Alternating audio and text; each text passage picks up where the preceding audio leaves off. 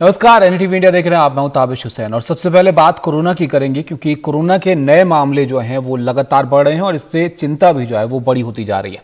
दिल्ली में कोरोना के मामलों की बात करें तो यहां पर एक बड़ा उछाल देखने को मिला है। दिल्ली में कल के मुकाबले 51% ज्यादा कोरोना के केस मिले हैं। दिल्ली में आज 2716 नए कोरोना के केस मिले और कोरोना की संक्रमण दर बढ़कर 3.64% हो गई है। दिल्ली में अब कोरोना के सक्रिय मरीजों की संख्या बढ़कर 6360 हो गई है।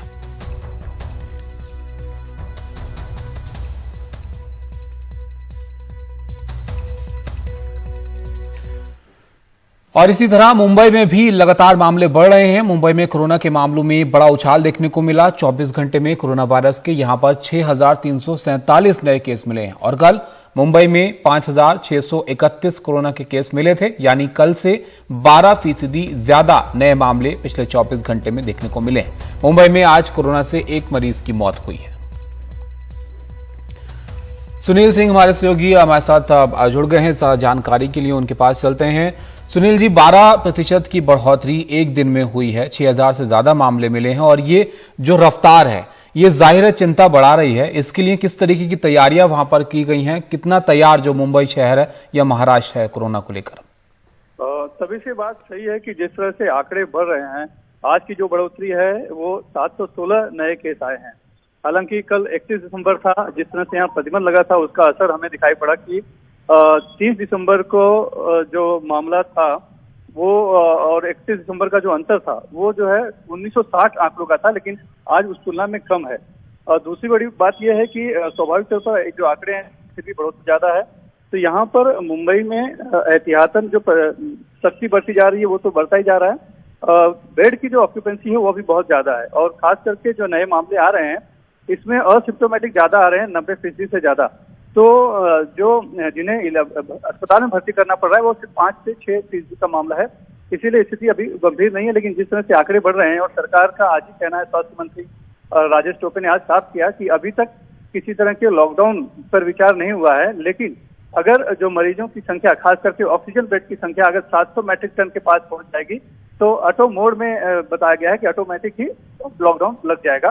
तो अभी लोगों को कहा गया है कि एहतियात बरतें, मास्क लगाएं, भीड़ न करें, सैनिटाइजर का इस्तेमाल करते रहें समय समय पर, ये बताया गया है। ज्यादा भीड़ भाड़ नहीं, लेकिन धीरे धीरे जिस तरह से मामले तेजी से बढ़ रहे हैं, खास करके 20 दिसंबर के बाद जो बढ़ शुरू हुई है वो बहुत ही चिंताजनक है। जो आंकड़े पहले 200 के आसपास आया करते थे 20 जनवरी के आसपास, वो बढ़कर अब 6000 क्रॉस कर चुके हैं। तो स्वाभाविक तौर पर चिंता की विषय है, जिसको लेकर सभी जितने भी बीएमसी के कोविड सेंटर हैं, हॉस्पिटल हैं, आइसोलेशन सेंटर हैं, क्वारंटीन सेंटर हैं, सभी को तैयार कर लिया गया है और जैसे ही जरूरत होगी वैसे लोगों की भर्ती करने की प्रक्रिया शुरू हुई है। इसलिए 24 वार्डों में वॉर रूम बनाए गए हैं, जिसके तहत लोगों को जरूरत पड़े तो एडमिशन दिलाया जाता है या फिर जो जरूरी मार्गदर्शन है वो दिया जा रहा है।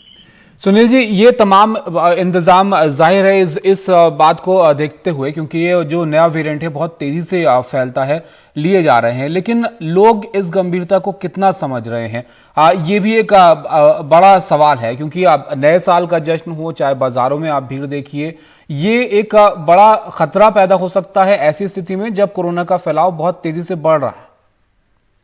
बिल्कुल तभी वैसे 31 दिसंबर की रात से जिस तरह से प्रतिबंध लगाया था खुली जगहों पर, सार्वजनिक जगहों पर, उससे भीड़ तो नहीं जमा हो पाई, सड़कों पर भीड़ कमी देखी गई, लेकिन बाजारों में अभी भी भीड़ बढ़ रही है। चाहे वो साप्ताहिक बाजार हो या फिर सुबह के सब्जी मंडियां हो, दादर के बाजार कर ले, हम भाईखला की बात करें या फिर एपीएमसी की बात करें, तो भीड़ बढ़ रही है।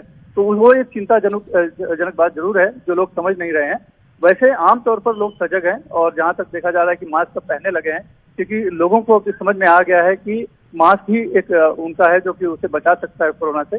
तो मास्क का प्रचलन फिर से बढ़ा है, जो बीच में लगभग छूट गया था। हाँ, लेकिन बाजारों में भीड़ कम नहीं हो रही है, ये जरूर एक चिंताजनक बात है और लोगों को समझना चाहिए इस बातों को कि हमें भीड़ में नहीं जाना है। बिल्कुल, शुक्रिया सुनील जी आपका सब जानकारी के लिए। तो देखिए, दिल्ली और मुंबई दोनों जगह पर कोरोना के मामलों में लगातार इजाफा हो रहा है और कल के आंकड़े आप देखिए तो दिल्ली में तो 50% से ज्यादा की बढ़ोतरी है और मुंबई में भी अब 6000 के पार जो है मामले देखने को मिले हैं। तो एक बड़ी चिंता इससे पैदा हो रही है। उधर स्वास्थ्य सचिव राजेश भूषण की सभी राज्यों को चिट्ठी जो है वो उनकी तरफ से लिखी गई है कि ओमिक्रॉन के बढ़ते मामलों के बीच केंद्र ने राज्यों को निर्देश दिए हैं, जिसमें अस्थायी अस्पताल बनाए जाएं सभी राज्यों में। ओमिक्रॉन के बढ़ते खतरे के बीच विशेष टीमें बनाएं और देश में अब तक ओमिक्रॉन के अगर मामले आप देखिए तो 1431 केस जो हैं इसके मिल चुके हैं।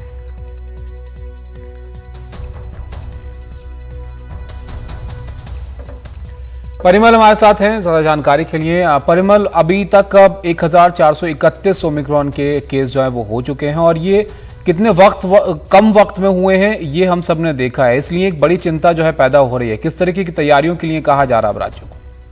देखिए ताबिश, सबसे पहले ये बताना बहुत जरूरी है कि ओमिक्रॉन के मामलों की चर्चा हम करें उससे पहले ये बताएं कि कोरोना को लेकर हालात क्या हैं अभी देश में। आपने और हमने ये बात की थी कुछ वक्त पहले कि 9000 मामले आए थे पूरे देश भर में। हमने 6000 का भी आंकड़ा देखा है, 13000 मामले आए, 16000 मामले आए, आज 22000 से ज्यादा मामले हैं। तो इससे ये पता चलता है कि किस तरीके से तेजी से फैल रहा है। इसमें ओमिक्रॉन की भूमिका बहुत अहम हो जाती है क्योंकि ताबिश, पुराना वेरिएंट 8 से 9 दिन में डबल कर रहा था मामलों को और ओमिक्रॉन 2 से 3 दिनों में कर रहा है।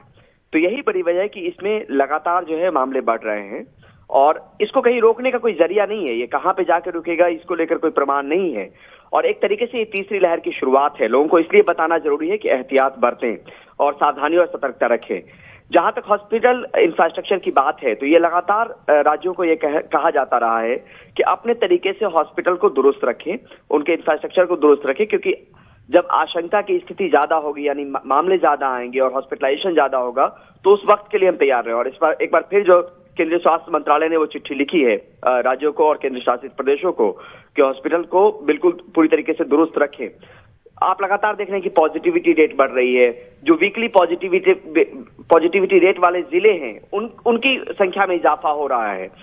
तो ये सीधे तौर पे संकेत है कि अब हालात जो है वो थोड़े से उस तरीके से हो रहे हैं जहां पे बेकाबू हो सकते हैं। तो उसको लेके एक तैयारी राज्यों को कहा गया है कि वो आप करिए कि अगर मरीज ज्यादा गंभीर होते हैं, क्योंकि अभी तक ये हमारे पास पुष्टि नहीं है ताबिश कि ओमिक्रॉन के जो मरीज हैं वो वाकई सीवियर होंगे कि नहीं होंगे। अब तक ये बताया गया कि माइल्ड होते हैं, उनमें सिम्टम बहुत ज्यादा नहीं होता है, सिम्टोमेटिक होते हैं, माइल्ड होते हैं। लेकिन विश्व स्वास्थ्य संगठन अभी भी इस नतीजे पे नहीं पहुंचा है, अंतिम निष्कर्ष पे नहीं पहुंचा है कि वाकई ओमिक्रॉन से जो वेरिएंट से पीड़ित मरीज हैं वाकई माइल्ड ही रहेंगे। तो इसको लेकर थोड़ा सा इंतजार भी है कि कैसे किस तरीके से किस पेशेंट में क्या रुख रहता है ओमिक्रॉन वेरिएंट का। तो इसी के मद्देनजर राज्यों को एक तैयारी करने के लिए कही गई है। और परिमल, अगर हम टेस्टिंग की बात करें तो वो किस तरीके से हो रही है, क्योंकि पिछले कुछ वक्त में मामले कम हो गए थे तो अब जो है वो तेजी बढ़ रही है, तो क्या उस पर भी ध्यान दिया जा रहा है, टेस्टिंग को भी बढ़ाया जा रहा है? टेस्ट नहीं करेंगे तो मामले पकड़ में आएंगे नहीं और राज्यों को यही बात है कल ताबिश की राज्यों को लिखा गया कि टेस्टिंग आप बढ़ाएं। जो रेशियो था रैपिड एंटीजन टेस्ट का और आरटी-पीसीआर का उसको बरकरार रखने की बात कही गई है, क्योंकि टेस्ट ही वो जरिया है जिसके जरिए हम पहुंच पाएंगे कि किसी राज्य में जिलेवार तरीके से क्या स्थिति है। क्योंकि हमने पहले भी देखा ताबिश, हमने और आपने कई बार बात भी की है कि वॉर रूम बनाने की भी बात कही गई थी और जिले स्तर पे बनाने की बात कही गई थी। वॉर रूम से मॉनिटरिंग तभी मुमकिन है जब आप टेस्टिंग करेंगे और टेस्टिंग के बाद आपको नतीजे सामने में निकल कर आएंगे कि कितने मामले रिपोर्ट हो रहे हैं, तभी आपको ग्राउंड रियलिटी के बारे में पता चलेगा। और यही बात फिर से केंद्र ने दोहराया है राज्यों से कि आप टेस्टिंग को बढ़ाएं, टेस्टिंग बढ़ाना बहुत जरूरी है क्योंकि अब मामले लगातार जो है हर जगह से रिपोर्ट हो रहे हैं, तो बिना टेस्ट के ये पता नहीं चल पाएगा कि कहां पे किस तरीके के हालात हैं। जी, शुक्रिया परिमल आपका सब जानकारी के लिए। तो देखिए, जैसे जैसे मामले बढ़ रहे हैं वैसे वैसे और इसको लेकर तैयारियों पर भी ध्यान दिया जा रहा है, क्योंकि स्थिति जो है और ज्यादा ना बिगड़ जाए, क्योंकि इस वायरस के बारे में, इस वेरिएंट के बारे में कहा जा रहा है कि ये फैलता बहुत ज्यादा तेजी से है और उसका असर भी दिखने लगा है। पिछले कुछ दिनों में आप देखिए कितने मामले जो है वो बढ़ गए हैं। आगे बढ़ते हैं। हरिद्वार धर्म संसद में भड़काऊ भाषण के मामले में उत्तराखंड पुलिस ने अब यति नरसिंहन पर भी केस दर्ज कर लिया है। यति नरसिंहन ने हरिद्वार में भड़काऊ भाषण देते हुए अल्पसंख्यकों के खिलाफ हिंसा के लिए भड़काया, साथ ही शस्त्रमेव जयते का नारा दिया था। धर्म संसद में भड़काऊ भाषण देने के मामले में अब तक 5 लोगों यति नरसिंहन, वसीम रिजवी उर्फ जितेंद्र त्यागी, धर्मदास, सागर सिंधु और अन्नपूर्णा के खिलाफ केस दर्ज हो चुका है।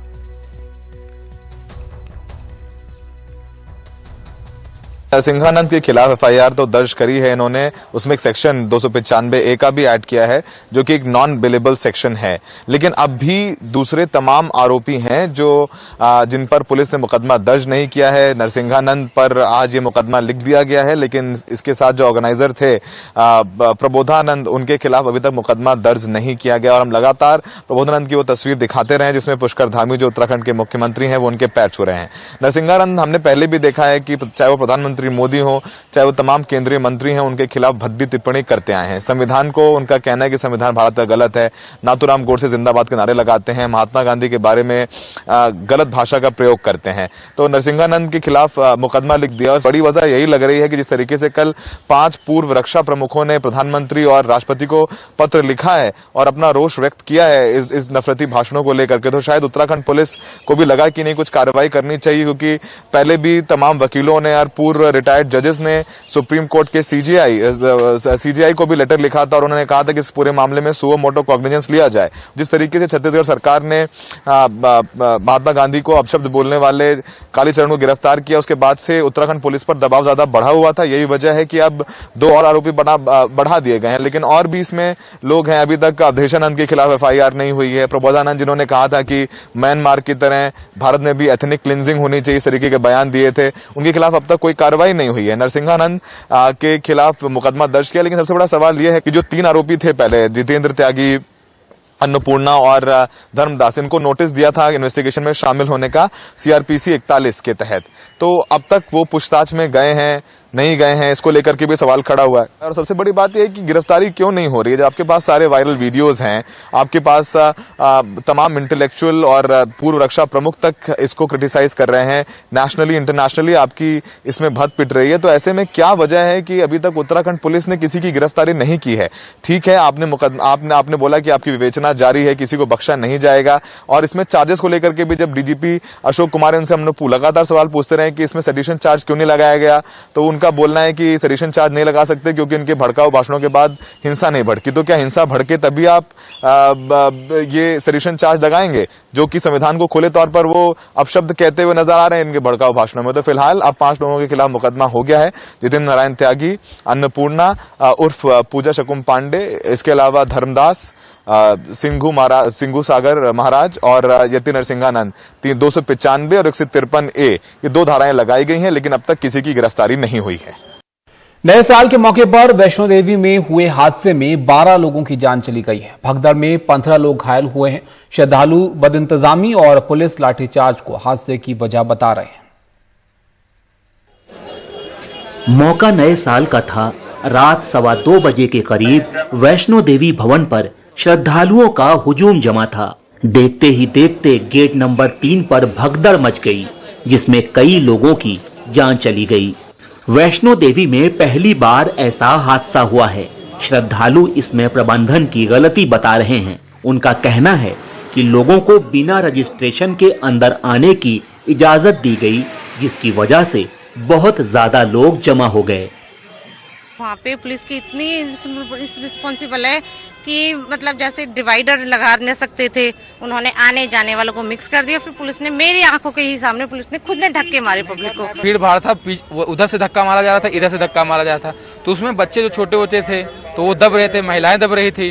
तो बस ये है कि जो बीच में फंस गया था वो निकलने की कोशिश कर रहा था कि मैं बाहर कैसे निकलूं। आपको लगता है कि एडमिनिस्ट्रेशन की गलती थी? हाँ, बिल्कुल गलती थी, क्योंकि इसलिए गलती थी उनकी क्योंकि जो यहाँ पे जो मतलब जो यात्री पर्ची होती है उन्हें उस हिसाब से ऊपर भेजना चाहिए था। उन्होंने इतनी पर्ची काट दी कि ऊपर अंधाधुंध लोग हो गए और पैर रखने की भी जगह नहीं थी और उन्होंने इकट्ठे लोग छोड़ दिया। हादसे का शिकार हुए ज्यादातर लोग उत्तर प्रदेश और दिल्ली से आए थे। इनकी उम्र 24 से 38 साल के बीच थी। सूत्रों का कहना है कि 20,000 की क्षमता वाले भवन में 40,000 से ज्यादा लोग जमा थे। श्रद्धालु ये भी बता रहे हैं कि भीड़ पर काबू पाने के लिए पुलिस ने लाठीचार्ज किया, जिससे हालात और बिगड़ गए। जम्मू कश्मीर प्रशासन ने उच्च स्तरीय जांच के आदेश दिए हैं। प्रधानमंत्री मोदी ने भी हादसे पर अफसोस जताया है। भाग्यपूर्ण घटना हुई है जिसमें 12 श्रद्धालु अपनी जान गंवाए। तुरंत ही रेस्क्यू किया गया लोगों को और 16 लोगों को अस्पताल लाया गया। कुछ एक वर्षों में देखने को मिला है कि न्यू ईयर ईव पर एक ट्रेंड आया है, बहुत बड़ी संख्या में युवा यात्रा करने आते हैं। जो ट्रेडिशनल डेवोटीज थे गुजरे जमाने में वो अधिकतर त्योहारों के मौसम में आते थे, परंतु देश के प्रधानमंत्री स्वयं देखरेख कर रहे हैं, पल पल की मॉनिटरिंग कर रहे हैं। हादसे में घायल लोगों का नारायणा सुपर स्पेशलिटी अस्पताल में इलाज चल रहा है, जिसका संचालन श्राइन बोर्ड के हाथ है।